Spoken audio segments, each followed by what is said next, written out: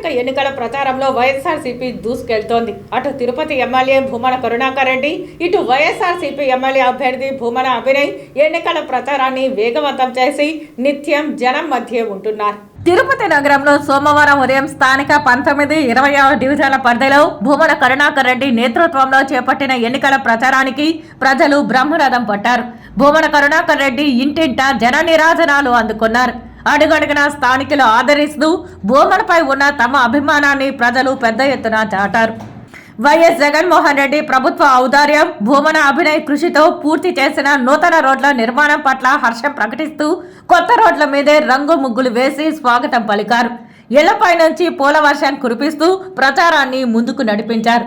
అటు వైఎస్ఆర్సీపీ శ్రేణులు కండువాలు కప్పుకొని పార్టీ జెండాలను భుజానకెత్తుకొని ప్రచారం చేపట్టారు.